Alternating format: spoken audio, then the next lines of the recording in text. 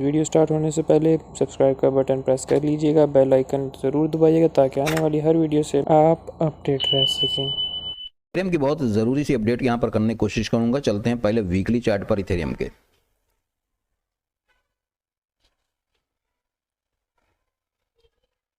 यहाँ पर दोस्तों अगर हम देखेंगे इथेरियम को, तो इथेरियम कुछ इस तरह से मूवमेंट कर रहा है। मार्केट में अच्छी खासी गिरावट हो चुकी है। 880 लगभग 880 का लो लगा था यहाँ पर इस कैंडल में। अगर हम देखेंगे तो $880 का USDT का लो लगा था। और टॉप, अगर इथेरियम के टॉप की बात करते हैं तो लगभग यहाँ पर इथेरियम ने 4868 का यहाँ पर हाई भी लगाया था।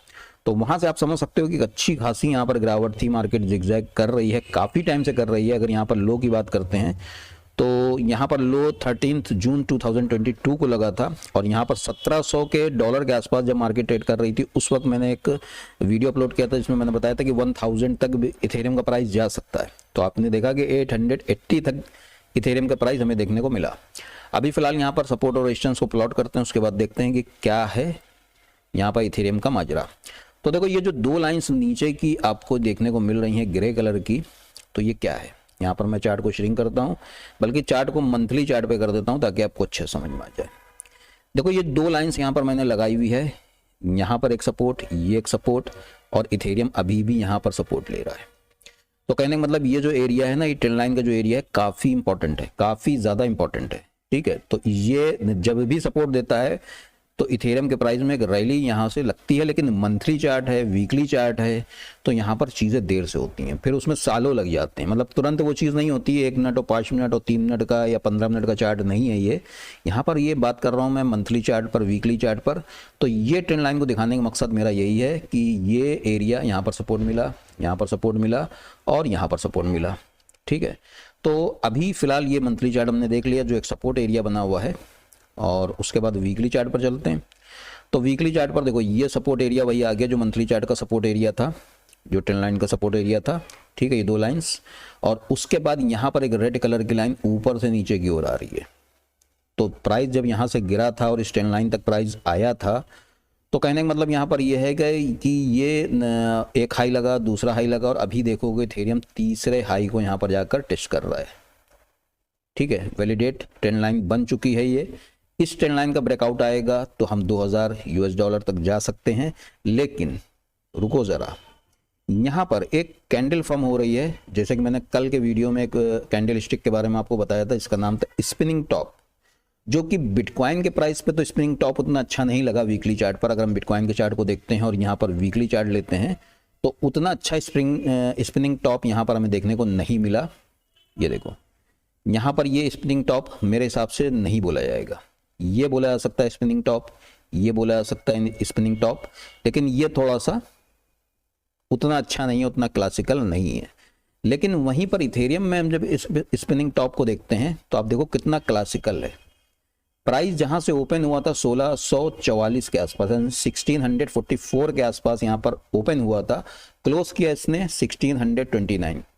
ठीक है, हाई लगा इसका 1714 और लो लगा इसका 1533। तो यहां पर आप समझ सकते हो ये एक अच्छा खासा स्पिनिंग टॉप है। स्पिनिंग टॉप का क्राइटेरिया क्या होता है, मैंने जैसे बताया था कि पीछे से एक ट्रेंड आ रहा हो, अप ट्रेंड हो या डाउन ट्रेंड हो, स्पिनिंग टॉप बनता है। अब जैसे कि यहाँ पर इथेरियम की बात करते हैं तो लगभग 4 वीक तक इथेरियम ऊपर रहा।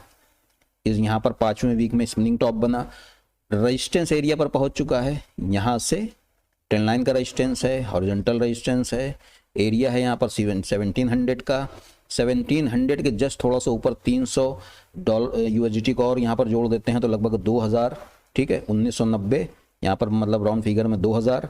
तो ये एक मजबूत रेजिस्टेंस एरिया के ऊपर है।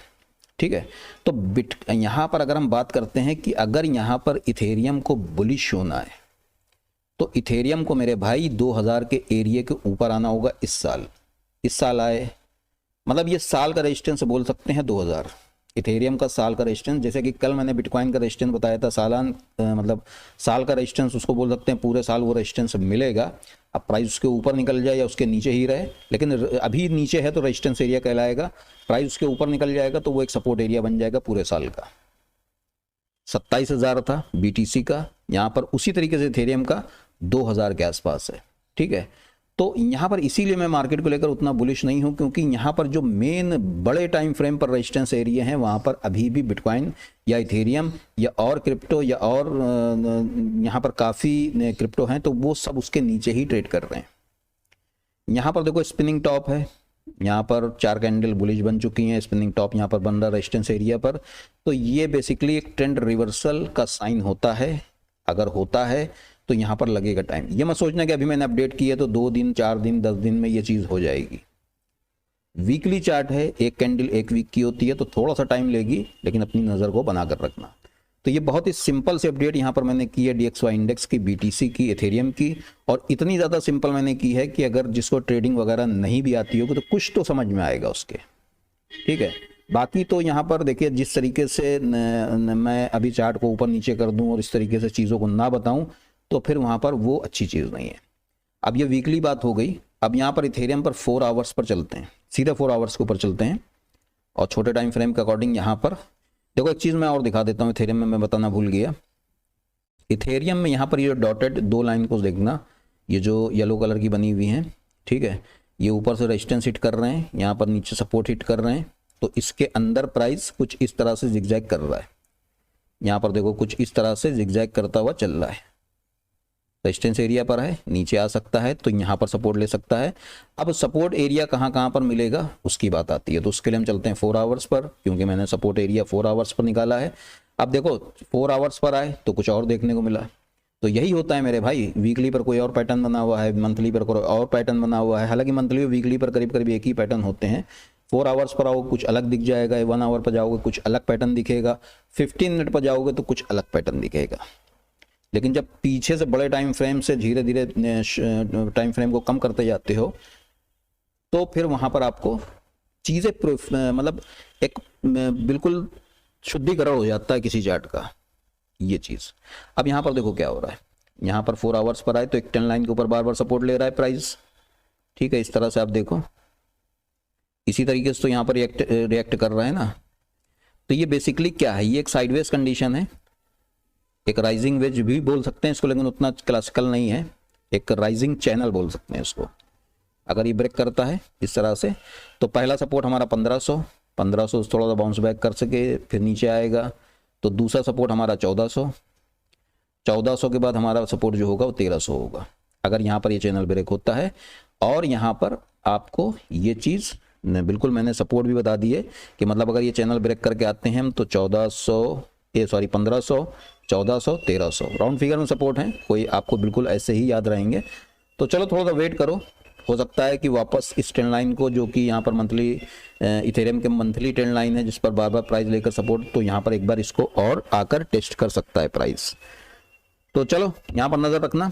और हालांकि इथेरियम मेरे हिसाब से अगर हम देखेंगे तो RSI के अकॉर्डिंग भी जहाँ से RSI पर भी इसको सपोर्ट मिलता है तो उसी सपोर्ट एरिया के पास है, और यहाँ से थोड़ा सा ऊपर नीचे करके जो मैंने यहाँ सपोर्ट रेजिस्टेंस बताया, अगर रेजिस्टेंस ब्रेक होता है तो मार्केट ऊपर जाएगी। 2000 का रेजिस्टेंस हमको मिल सकता है, 1700, उसके बाद 2000।